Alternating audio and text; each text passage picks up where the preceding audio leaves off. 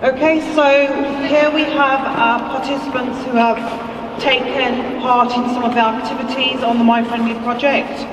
I might pronounce these wrong, so please do forgive me again. So it's Faricia Dezama. I think I might ask you to actually introduce yourself.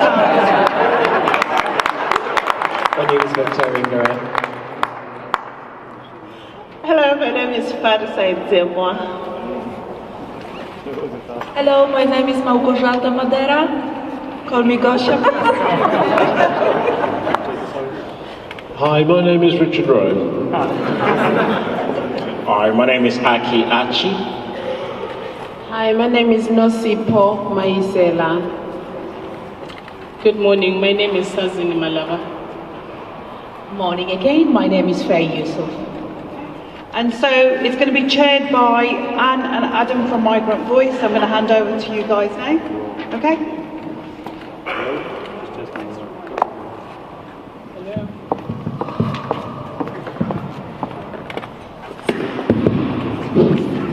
So we're here on stage today with you from many different countries, making our homes or working in the West Midlands. I know we've got on stage from countries Nigeria, Poland, Zimbabwe, Tanzania, Ivory Coast, UK, and Denmark and the UK. Have I missed any countries? Where are you from, Lottie? Swaziland. Swaziland. And I know we've got many other countries represented today here. So the MiFriendly Cities project has activities ranging from training in digital manufacturing in the Fab Lab. They run in Know Your Right sessions, Share My Language sessions, work placements, social enterprises and everything in between. Many participants have taken part in more than one of these, and today we'll be hearing from participants and their projects.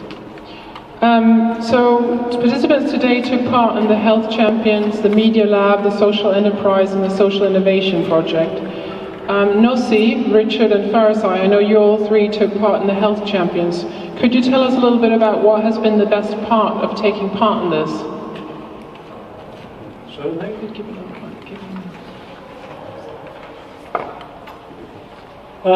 Yes, I mean the best part is that it provides a platform to bring a lot of people together. The most valuable part of that for me personally is the networking. It's the people that you meet from different backgrounds with different experiences and then working together. I find that personally very rewarding. I think it's a very important aspect and it is of great social value to the whole community. Hello everyone. The best part of taking part, I actually like the way that rhymed, the best part of taking part. I just got to meet so many amazing people who had achieved a lot of things in life, and I also got inspired to also work hard towards achieving my own goals. And as well, the best part again was just knowing that I can be part of such an amazing team to make sure that our communities utilize the available services.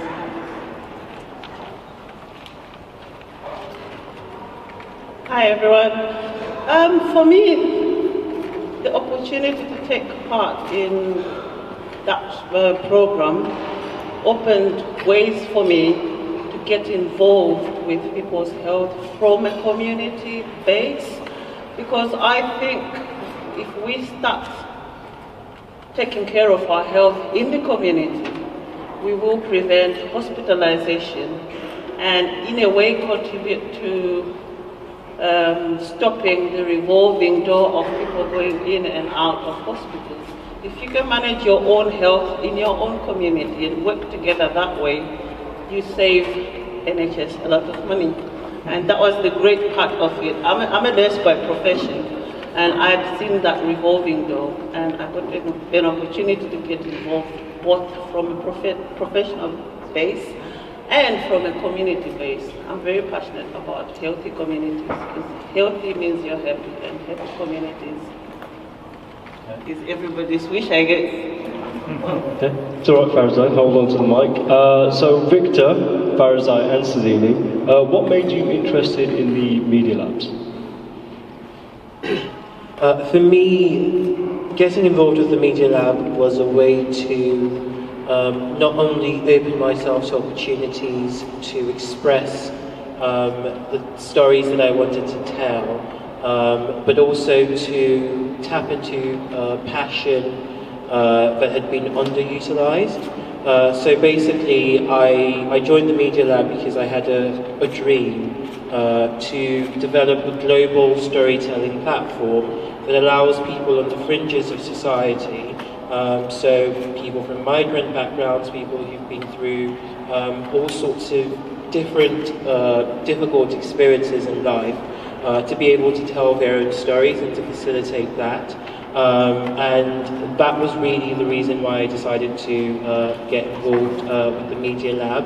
And not only did I learn the skills that I needed to effectively tell those stories, but I've also been able to access opportunities through MiFriendly Cities and Migrant Voice to facilitate that storytelling.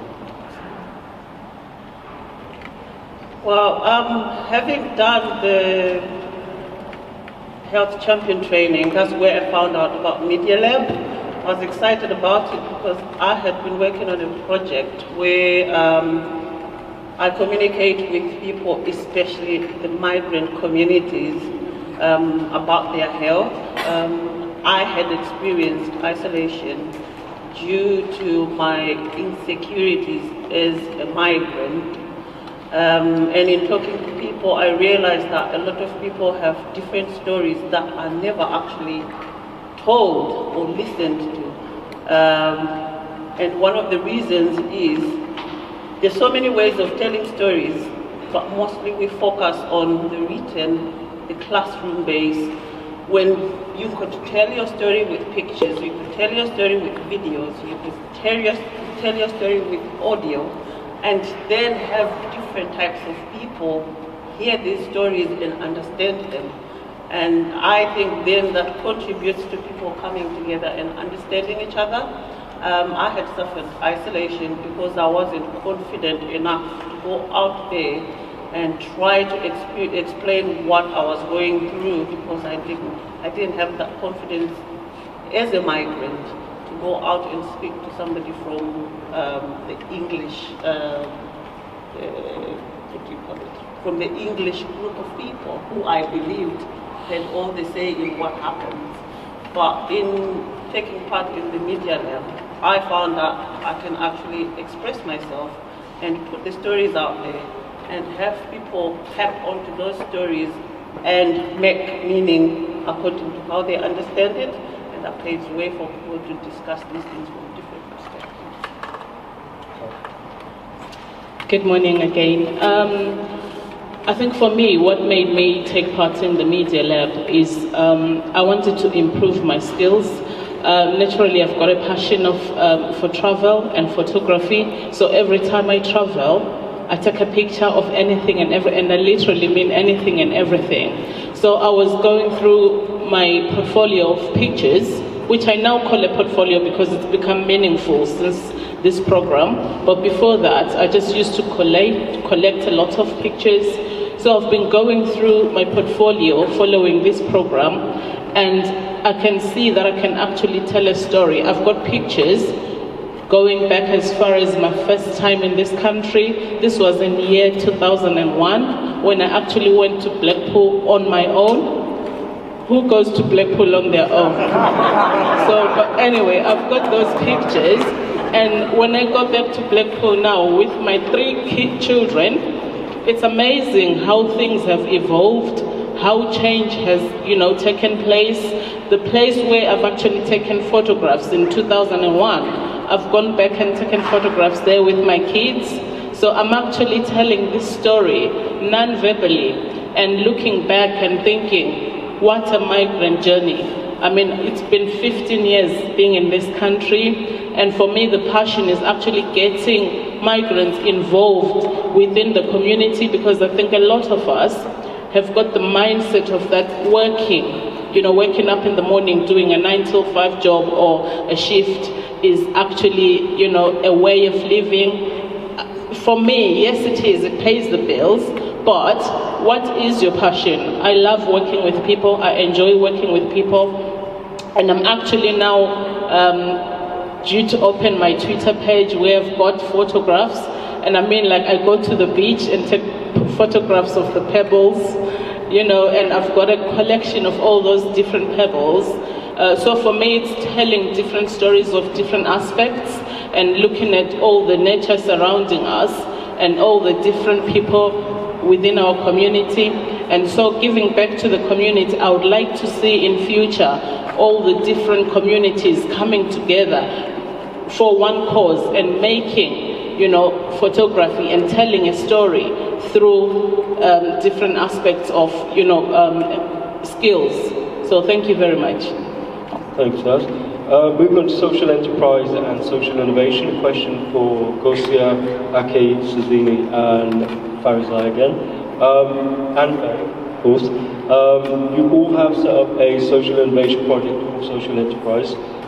Tell us a bit about your project and how you contribute to the community with it. Good morning. First of all, I would like to thank Coventry City and Birmingham and all the people who set up a project that enabled me to bring my inside outside, because I have this passion of doing several things along the way, but when you don't know how to funnel them out, it becomes sort of not like a hobby. It's just something you just get to time and time again. First of all, the project made sure that I meet people who had different ideas from mine, and I managed to pick up so many things in that project. That's a big one for the organizers. Thank you very much, and I won't be thanking you enough, because today I'm sitting in front and speaking to so many people, something I never would have thought so in a million years that I would be doing this. Well, I love to speak, but not as sorry. I'm a great talker. Raymond knows. Yeah, yeah. My project is all about developing people within the migrant community and the refugees, and also anybody who's interested. I do shoes and I design. And in doing so, I make sure that people back in Africa cut out, do everything, and we do the assembling here, but I also do vegan soaps. This is something that I'm passionate about, because I know that when you use your skills, with something that you're passionate about, it's not only like help to, as she says, to pay the bills, but it also helps to build you up as a person, right? And so many people, I've found that so many people have got skills, but they are afraid to let them out, to let them known to the world, because they don't have that supporting hand.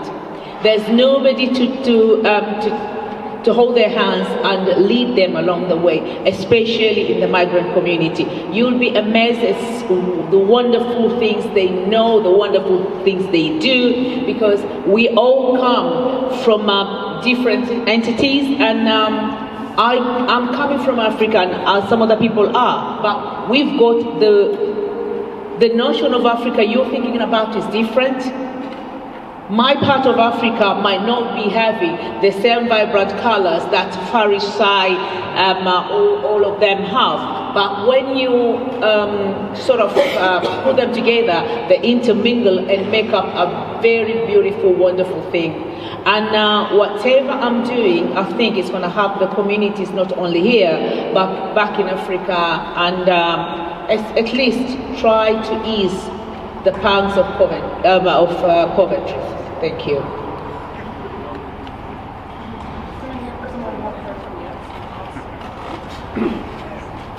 Hello, my name is Gosia, like I said before. I'm come from Poland.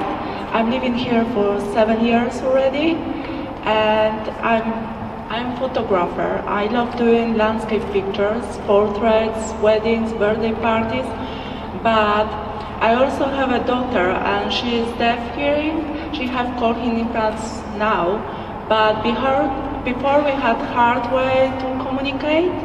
And my idea is to help other children, what they have that disability, to communicate by using photography. I would like to teach them photography and also how to use that to communicate with their families, friends, and maybe brothers, sisters, because on the start they don't have any other languages. They start learning English language, BSL language, and also parents like me.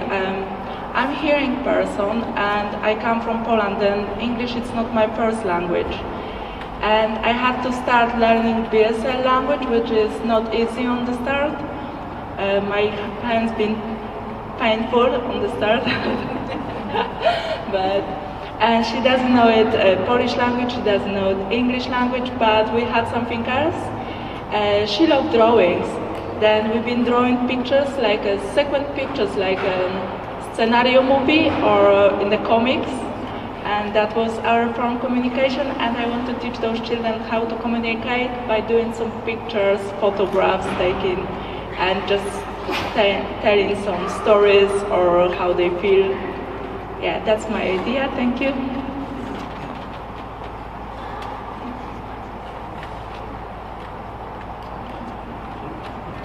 Good morning, everyone. So my name is Aki. The reason why I got involved in this project is really related to my background, really. So I am from a child labor. I arrived in the UK back in 2006. I didn't know a lot about the English culture or anything. I couldn't speak a word of English. Then I started work in security, and I was working a lot and doing a lot of overtime. But the more I worked, the less money I was getting, because taxmen were taking a lot of tax. So I didn't understand that. Then I asked questions. They said, "Well, yeah, that's how it works here. You work more, it tax you more." I said, "Okay, so I'm not going to work more then." So I understood that. That's how I understood the process. But I started having some issues in the workplace, and again, I didn't understand how the law worked in the workplace. So you arrive late, for example, they say you're late, and then you can be disciplined or things like that. So I didn't understand anything about labor law in this country at all. Then in 2008, the immigration law came into force, where you had to prove that you have the legal right to work. So I'm a French citizen as well. So at the time, my employer said to me, "Well, I need to see your right to work." I said, "Well, I don't need a right to work because I'm a French citizen." My employer said, "Yes, you need one." In the end, we were having email going back and forth. Then at the end, my employer suspended me because I didn't have my French passport.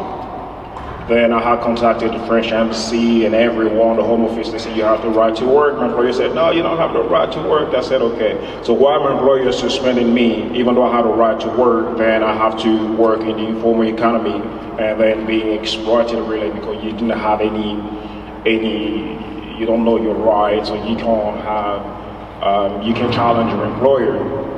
Then at the time I was a member of the union, I tried to get the union to support me. The union said, "Well, the right to work is nothing to do with employment, it's with immigration." I said, "Okay." But because I was working as a security officer, I was a poor man. Therefore, I could not get in touch with an immigration lawyer to pay for support. Then finally I got back into work. The union did not support me. A few years later, back in 2013, I started working for the union as an employee. And when I started working for the union as an employee, I saw a lot of people coming to me saying, "Well, we have issue with our right to work. The employer said we cannot work." Then I tried to get in touch with my union to support them as an employee. But the union was saying, "Well, this is not our area. Immigration law is not for us. So you go see, they send the members to immigration lawyers. Immigration lawyers are saying, "Well, this is employment rights, not for us. So you fall in this gap between immigration law and employment law, and no one is there supposed to support you. I've campaigned with my union to get support to migrant, and no one would support that. Then I left the union to set up an organization, Right to Work UK, and through Migrant Voice and Migration Work, then I got involved in this project. So the reason why I got involved in this project is because immigration law intersects with employment law to create modern slavery, and many people do not get support within the migrant community. All of you here, if you find a job, the first thing your employer will ask you is, do you have the right to work? Because employers don't understand what immigration law really is. So many people who have the legal right to work find themselves in a situation. Just to give you one case, there was somebody who has the legal right to work, but employer did not believe that they had the right to work. As a result, the employer sacked that person, and they called the Home Office, and the Home Office sent that person in detention. So this is what is happening. So I joined to get the support from my friendly city, and thanks to this support, I have managed to support people who have now been oversight and have been reinstated in the workplace. These are the kind of support we need in the migrant community, and this kind of support does not exist. And through this project, I managed to get support and to help people from my community. So that's really the reason why I'm really thankful.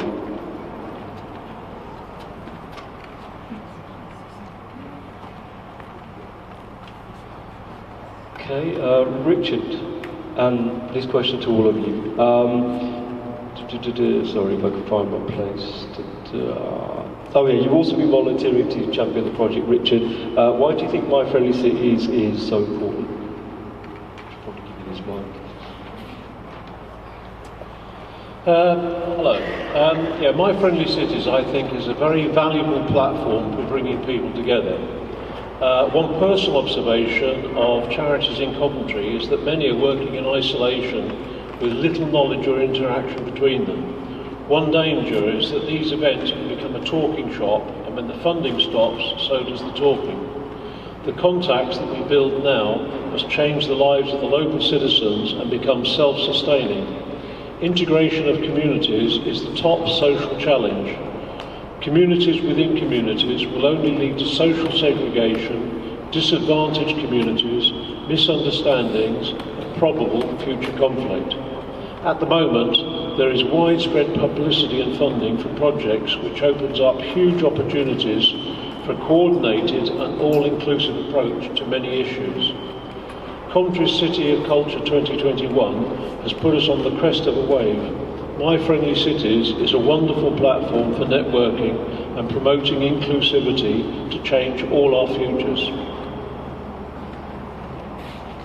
Thank you, Richard. Okay, we're nearly out of time, so just one final question. So we're going to start from Victor and go all the way around. So Farazai, can you just pass the mic on? So same question really, why do you think MiFriendly Cities is important? But also adding, what role do you see migrants and refugees being able to play in building a stronger region, a stronger West Midlands? And let's keep this brief. Thank you. So I believe MiFriendly Cities is important for two reasons. One, to build capacity in migrants, but also to identify and give them access to opportunities.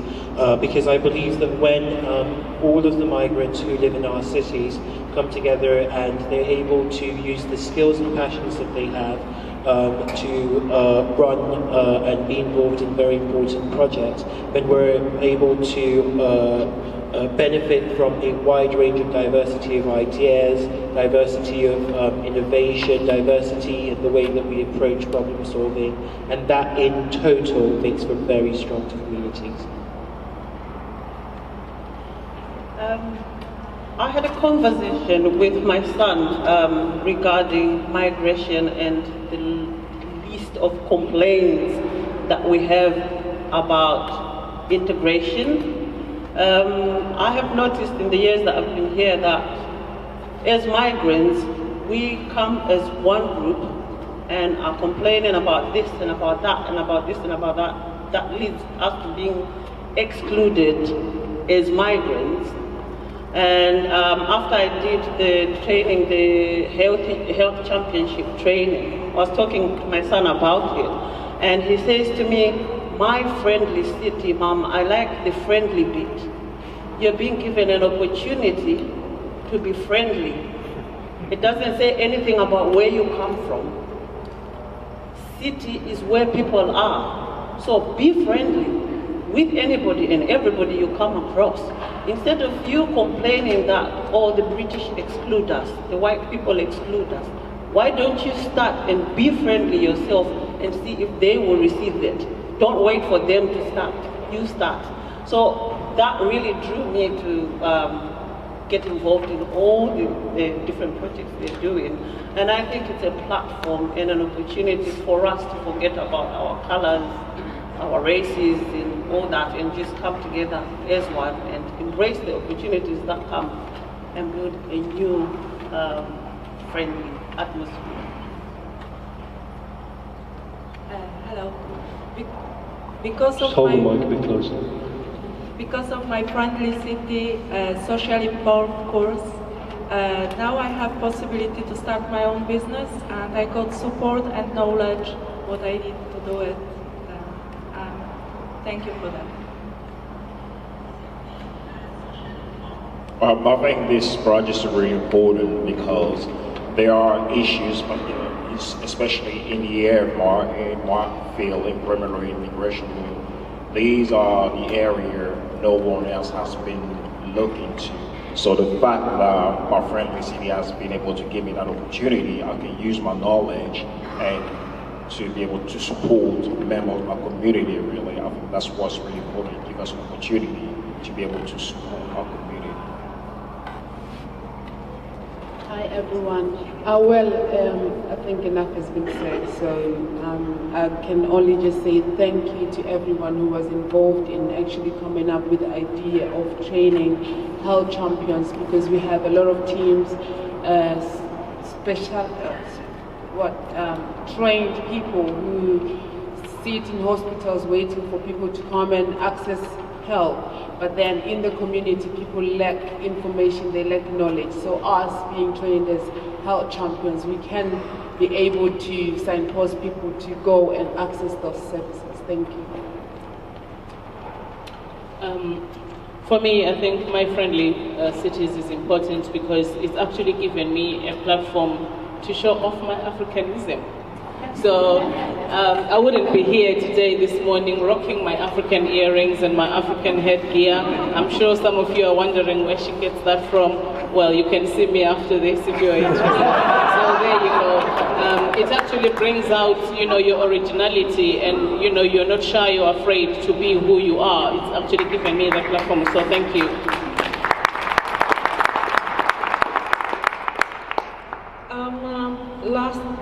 Last, what I want to say is that big thank you. Big thank you to everybody who organized the Friendly Cities, who managed to get people from all diversity together, enable us to make friends and keep on making new friends, meeting people, but also to enable us to bring our skills to the forefront. When migrants get together, they create harmony. There's a very good music, and this is to the migrant community. Please do not sit in the shadows. Come out, bring out whatever you have. The British community, not only the community, but the country, it's a big country. It needs people like you, me, and everybody else to come together and ensure that your Africanism, your Blacknism, whatever you call it, but just bring it out and intermingle. Mingle together and create harmony. Thank you very much, my friendly cities. Thank you for sharing your journeys. Thanks to everyone for listening. Give a hand for our wonderful